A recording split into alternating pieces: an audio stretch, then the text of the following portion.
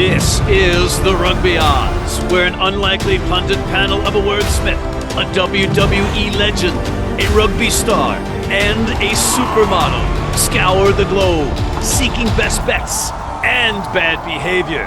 Are you not entertained?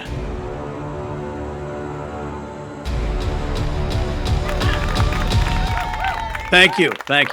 Your warm welcomes are just so humbling. Thank you, really. But it's thanks. You can stop. Thank you. We have a full slate to get to, and while my colleagues, WWE Hall of Famer John Bradshaw Layfield and King of Words Gift Egbelu do their research in the sponsor opportunity green room, you can see that we have a full slate to get to, an action-packed slate with a superstar in the rugby space, brought to you by Your Name Here, that it's going to be busy. So let's not waste any more time. Let's bring in the guys from the sponsor opportunity green room, John Bradshaw Layfield and Gift Egbelu. Hi, guys. Yes, you. Right back, right there. How about that for an opening? All right. Okay. You too. Hey, I got something for you. How about you and your buddy Doug Cole? How about you two guys have a little Coil. challenge? Let's have a pod challenge. You two guys both have eat like pods and see what happens. That's an interesting way to try to get a sponsor, but we'll see what they say. And in the meantime, it's Doug Coyle, not Cole. Rough week for some people on this panel last week. Gift, you were 14-14, but there were some things that you were actually pretty good in. The Premiership, you were 4-1. Japan, you continue to excel in. You were 5-1. Ohio Gozaimasu, so gig in the sky. And you backed your team, NOLA, against Rugby New York in the MLR. But we're going to get to that later when we have our very special guest, Mr. Luke Hume, coming in. He's now in the sponsor opportunity green room waiting to come on. But let's get right to the... Do we get paid for these commercials? We have commercials on this show, and Gift and I get nothing. We get nothing. Nada. Dime. Nothing. Nada. The family, the TRO family. That's what you get. This is Meghan Markle's family right here. Both sides. Oh. All right. So, guys, the bottom line is last week, Gift, you were 14-14. John, you were a mediocre 15-13. Yours truly, once again, 17-11 on the week. Nothing mediocre about the champ, sir. Nothing mediocre about the champ. Nope. And by the way, I've got a bet slip to prove. You didn't tell me that Kappa Uzo was out in Italy. And once you told me that by text, you know this for a fact, I bet on Wells to win. There's no team named so Wells. You got to switch that. There's game, no team pal. named Wells. There's a team named Wales. That's what There's I no just guy said, Doug Wales. Cole that you're fighting with. It's Doug Coyle that you're fighting with. Your parents are from Wales. Your grandparents are from normal people. Yeah. Again, the records speak for themselves, and as a result, Gift, unfortunately, you're going to be hooking up with Splinters, the wooden spoon, for this week. I am proudly taking that spoon. Yeah. How about you turn a spoon into this bat? We negan your. You, sir, are in the walk of shame yet again, and it's Gift. You're exempt from the walk of shame this week because John is wearing a Dallas Stars hockey jersey where the Dallas Stars stole the heart out of Minnesota. They stole hockey from the north to put it in crappy, hot Texas. And for that reason, John, you are in this week's walk of shame. Let me explain this to you, pal. All right. Texas invented hockey. And the only season anybody watched that stupid sport played by stupid people that is as fixed as stupid roller derby. That's right. You heard it here. Hockey is fixed. Fake, phony, bunch of baloney. Hockey was only watched when Texas was winning. This coming from a WWE legend, ladies and gentlemen. Note the hypocrisy/irony. Anywho, John, what's your takeaway from the Six Nations other than the fact that my intel had you win some money? I thought that Ireland looked like the number one team in the world. Obviously, Scotland has some issues. They're a much improved team. They played really well this entire Six Nations, but with Finn Russell, Stuart Hogg out, they got some real issues right now as far as depth. But Ireland, to me, is just they're the number one team in the country, in the world for a reason. And, you know, they're still favored below France and New Zealand for the World Cup championship right now in the books. I mean, I'm not sure you wouldn't take a little bet right now on Ireland to win the World Cup. And we hope that Gary Ringrose, a key component of that Irish back line, is okay. He did give the thumbs up as he was carted off the field, but heroic defense by the Scots. Gift. Look, the main thing is Wales is here to fight. They are in shambles and they are still fighting. That speaks a lot, not just for this year, but what they have coming up going through. Gatland is definitely looking like he's going to be a great hire. Who are you? Who are you? You completely said the opposite for the last. I did. And improvement. You know what happens when you get new information? You change. You change with new information. I give credit where credit is due. I don't have to stick with people. I don't have to stick with people simply because I had to stick with people like some people do in New York. I can understand. Look, I expected Wales to be at the bottom. Italy is still a great and improving team and actually still significantly better than they were last year. But Wales literally has guts. On the other side of it, shout out to France. France didn't play down to their competition. They actually said, hey, we're going to take out our cousins over the seas and just say, let's actually slaughter somebody and actually be like, we actually want to compete for number 2 against Ireland because we actually want to actually play like we have the talent that we actually do. So this was just a whole weekend of people revealing that they're not absolute garbage in terms of their hearts. All right. This was a hearts game. All hearts, all day, all the time. Let's go. Scotland without Stuart Hogg and Finn Russell still favored by 18.5 points over Italy. At home is Scotland. John, who do you like? Papozo, whether he's playing or not makes a difference, but I think Italy's coming to fight. I believe Italy. I would bet on Italy here with 18.5 points. Gift, 3 words or less. I got to agree with John on this one. I think Italy's going to keep the points in there. So Italy on the points, Scotland with the win. All 3 on the same page. The next one was, what do you got? You got Ireland giving a lot of points to a beleaguered English side, but it's in Dublin, but it's still a lot of points, 15.5 points. Jean. They're going to beat the out of England. They're going to come out and they're going to beat the living hell out of these boys. I think Ireland wins this easily and wins it by more than the points. Gift. Yeah, England's missing Eddie Jones. That was not the firing that they thought was going to end up happening. Ireland is about to take this game because England is not playing for a crap. Ireland, points, and the win. I'm picking Ireland to win, but I think England's going to cover the points. The next one up. You're betting on England? I'm picking England. You're betting on England? Everybody with England, right? Oh, yeah. Yeah. You know what, EWE. you guys have to evolve. Everybody with England, according to Matt. France, minus 19.5 at home versus Wales. John. France does not like England. England does not like France. That was a real rivalry game. They go into Twickenham, they roll them boys. I think that this game, they're just going to try to win and come out of this as a second place team in the Six Nations. Now, they still have a chance if Ireland falters later in the day. So I think they're going to win this game. Wales came to fight last week. I mean, you could see it in them in the first. Who told you that? Who told you that was going to happen? Gift did, because he's the king. No, he was bashing them, saying they were down. I think Wales shows up. I think Wales shows up and fights for 80 minutes. And I don't think they win. I don't think they have the talent to beat France, but I think they cover the points. Gift. Game of the petties. That was last week. The game of pettiness. But in this one, I do expect this to be a much closer game. But that being said, I think France wants to get that spot, wants to get the bonus points. I look at France to be able to get the points, get the win. Wales played a tough, emotional, hard game last week, ironically, against Italy. I don't think they followed that up twice. I think Wales covers the spread again. I think France wins in a laissez-faire, ennui kind of match. But on that note, guys, why don't you remind everybody about you betting on England again? I didn't. I bet on Ireland. Everybody with England. Everybody with England. No, this week I'm taking England with the points, but stop right there. That's all England, but not to win. Ireland's going to win this one. Caveat on it. Ireland will win this by at least 10 points. You taking the points too. Yep, go find Steve the Lizard Lewis and climb up his hindquarters and tell Turning him about it, because nobody here is believing you, pal. I've turned their mics off, ladies and gentlemen, and we're going to break for commercial as we bring in Luke Hume, Major League Rugby star, Rugby League star, 7-star, just a star. We'll be right back. Need a great price on a new vehicle? Sheehy makes it easy. Easy Price shows you our lowest prices on the Mid-Atlantic's largest selection. Find your best price online or at any of our 31 dealerships. It's easy at Sheehy. Sheehy.com. Oh, what a fun time we had off camera during the break, ladies and gentlemen. Too bad you can't see that, but we have greatness with us, and it's in the form of Mr. Luke Hume.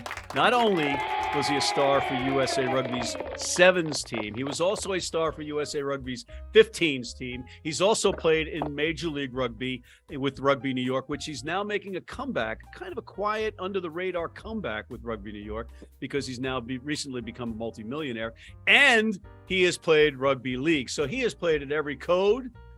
He's rumored to be buying a team and naming them the Jersey Giltonis down on the Jersey Shore, and yours truly will be the general manager. But that's all just conjecture at this point. Luke, welcome to TRL. Thank you for having me. Pleasure to be here with you all. You've met the colleagues in the green room that are on the show. There's no green room. I'm in my basement. In a hockey I'm in jersey. a basement. We do this show from like a basement, okay? You're the ones that, we don't do the show from a basement. We do. This is a basement. Maybe being cancer in the clubhouse was cool when you were a wrestler with the WWE, but this is Rugby Pal, the boats rising community thing, okay? If boats are rising, I better get out of my basement where we're doing a show. It's a valid point. Luke, what Eagle number were you?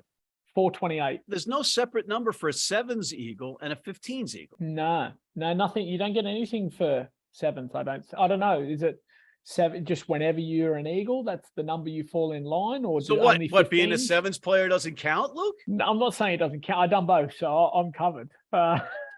But yeah, I think they only give the caps out in regards to the Eagles numbers on 15s players, if I'm not mistaken. Well, I mean, we're going to have to dig deep on this. This is a growing scandal started by Mr. Luke Hume on the Rugby Odds. Welcome to the program. But let's talk a little bit about Major League Rugby.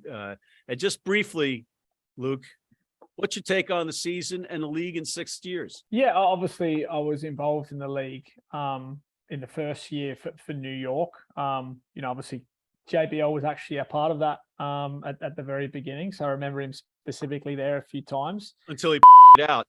I don't know if that was the reason, but probably save that for off air. Look, I think it's evolved, it's grown. I think it's a very good league. Obviously extremely disappointing that we haven't qualified for the World Cup, right? But I wouldn't look at that as the league's not getting stronger or the playing pool's there's not a deeper or more depth in the playing pool. I think what you have from the American public at the moment is that a lot of people are upset, and there's some conjecture because they feel like we're not investing in homegrown talent. I think that's the wrong way to look at it. Get the league established, get eyes on the sport, and then children will want to play. And the best people, the reason why, New Zealand is one of the best nations. France is one of the best nations. England, like you can go over all these things. Obviously Australia, close to my heart. John, he's Australian. I know you thought he was English, but he's Australian. This is their main sport. Like I started playing rugby when I was 4 years old. People start playing in America when they're 13 to 15, if you're lucky. It's got to take time. And the way to do that is to get eyes on the sport, get players from international countries who have the experience. That will uptick your talent. And then you can grow out your grassroots, and then you can have a full US team without foreign players probably in 10 years' time. That was way too logical and intelligent for this program. Just so we set the very low bar here. I mean, look what I'm dealing with, Luke. So half of it went right over their heads. What? Who? But let's talk about these games. NOLA at home after their big win versus Utah. NOLA -3 right now. Rugby ATL at home against San Diego. San Diego, the road favorites by 4 points. Old Glory DC at home versus Toronto. And just because of the way they matched up against Chicago, Old Glory right now, 3-point favorites at home. Chicago versus Dallas. Dallas is in a rough shape. 0-20 if you go back to last year, 16 losses last year, 4 in a row to start this year, and they didn't score last week against San Diego. The Hounds, who are better than what they've shown so far, favored by 8 points, and that's probably a bargain.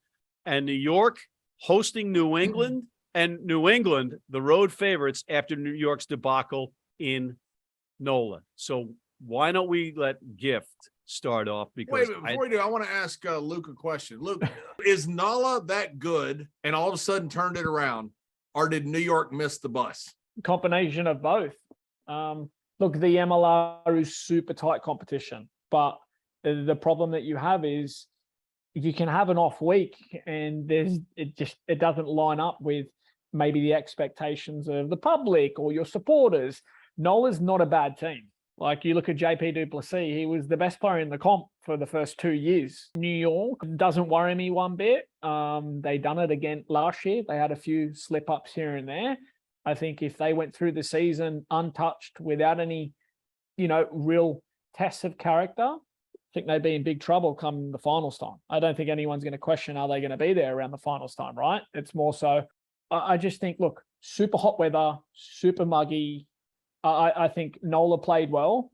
New York just had an off game. All right, way to derail the program, John, and go off script. I love that when you do that. Don't ever interrupt Hey, Matt, me. how about you edit this out? How about you go? Gift. Do you have any? Which game do you want to talk about, Gift? New Orleans taking on Utah. Look, New Orleans had a great game last week. We played in our weather for the first time all season. All right, none of this cold, rainy nonsense that we've been doing, and we showed out. Absolutely showed out. Utah's coming down to New Orleans. We're entering into mid-March, which is the beginning of our spring, which is really just summer light. And Utah's going to come down from the mountains to try and be able to handle. Look, this is what happens when you're from Louisiana, not New Jersey. We don't have seasons. We just have hot and slightly less hot. John, which game do you like? I couldn't agree with Luke more. He's obviously the expert on it, so No, it's that's smart Luke to agree Hume. with him. Would you shut up? I'm talking. You're like overproducing like Orson Welles. I wish you were like Orson Welles. I'm dead. I'm riffing. Did you say you're horrific? I'm horrific. I'm horrific. Well played.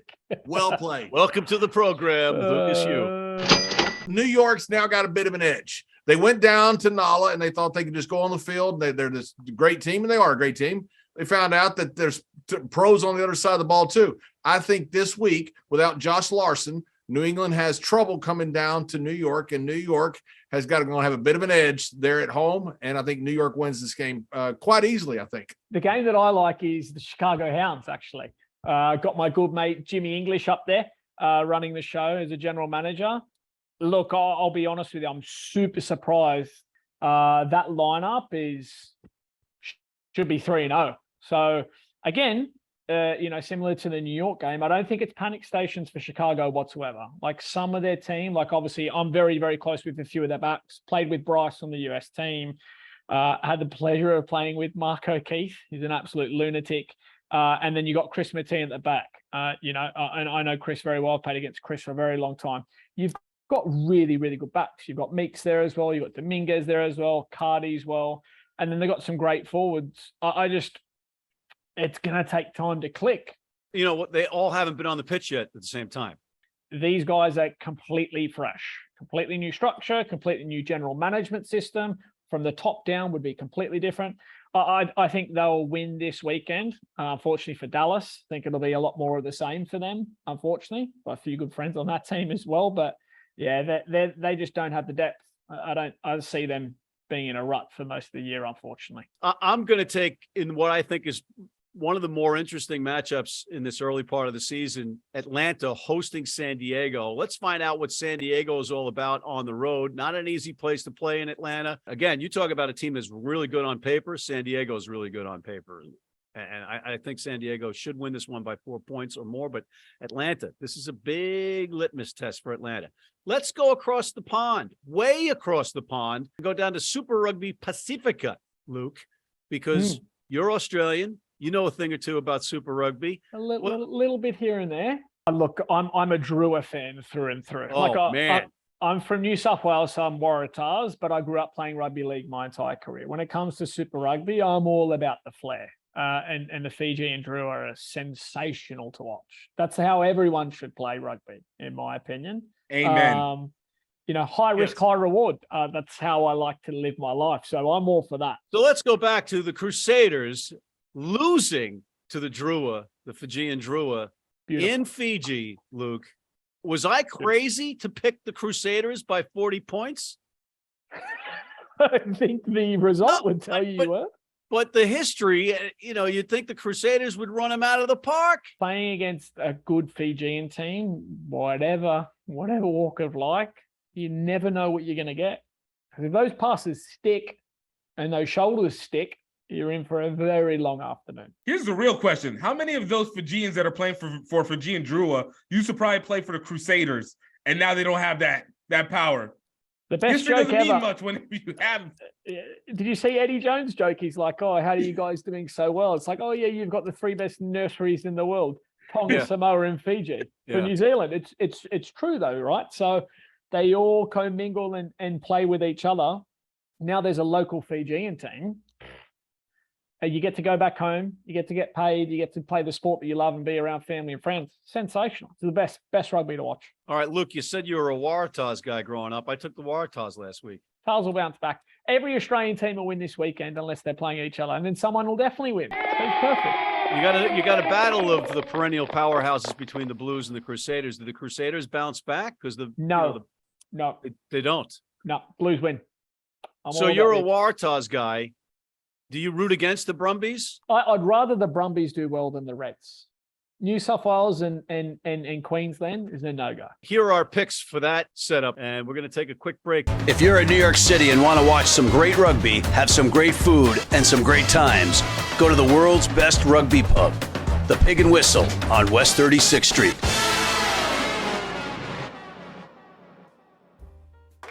And we're back, and oh man, did we have a great time off camera No, again during that break. Oh, You were incoherently rambling, reading stuff that made zero sense. we just get along so well. I'm dumber now than I was before the commercial break, which we don't get paid for, by the way, because of your incoherent rambling.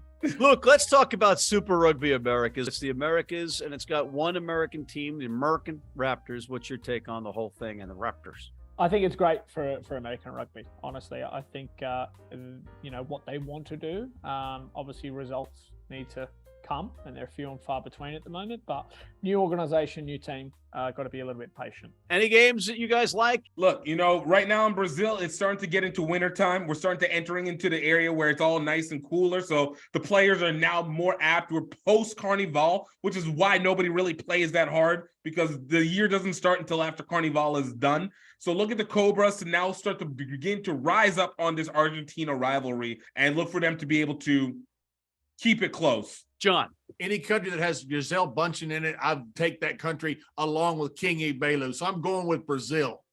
That's 2 losers. Luke, you and I are going to have to pick a winner for our fans at home. I'm going to go the upset. I'm going to go the Pampas versus the Dogos. I'm going to have the Pampas winning. You're living dangerously. I'm going to go the opposite of you, my friend. I am going to stick with Dogos on top of the table, outscoring their oppositions by a considerable amount of points. And I think they're going to win this one. On that note, we're going to bid Mr. Luke Hume adieu. Thank you, sir, for coming on and joining us. Thank you, gentlemen. Take care.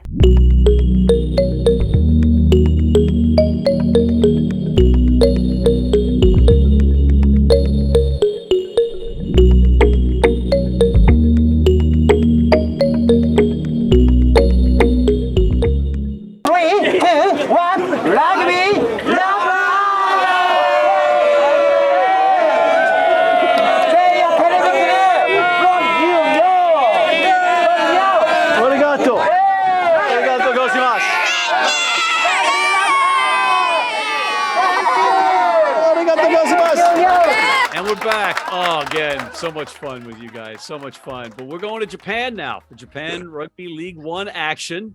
John, you seem like you're giggling. You must know something. You must have a pick for us.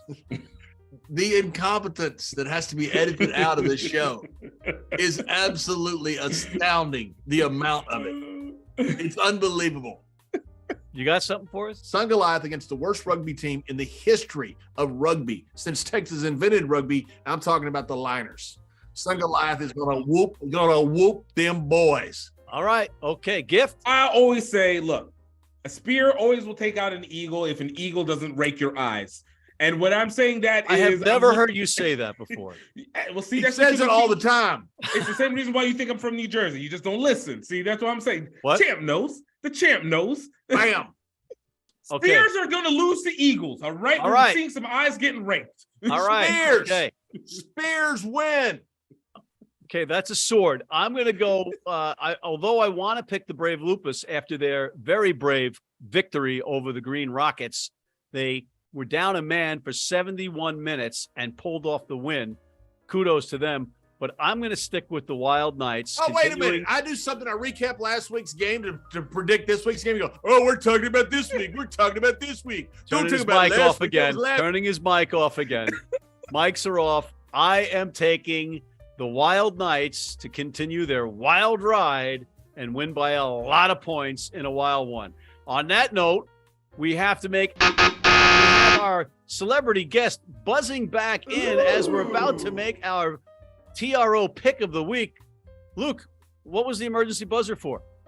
Because you can't pick a pick to save your life, Matthew, by the sounds of things, and the fans need some support. What are you're basing this on my NRL picks last week? Is that what this is all about? Oh, I haven't seen the rest of your picks, but if I'm basing it on anything like that, then yeah, they're in trouble. So I've got a pick for the NRL fans. I'm going to stick to the NRL.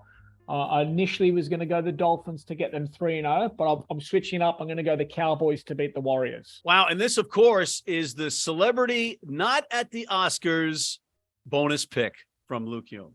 Somebody needs to Will Smith your like pig of the Oscars. Just walk on here and just slap the out of you. And Luke, if I'm not mistaken, my producer is telling me that you are also going to pick the rest of the NRL matches for us. I am. And they're up on the board now. But you had one match that you weren't so sure about. The Manly Sea Eagles and the Parramatta Eels. That's the doozy.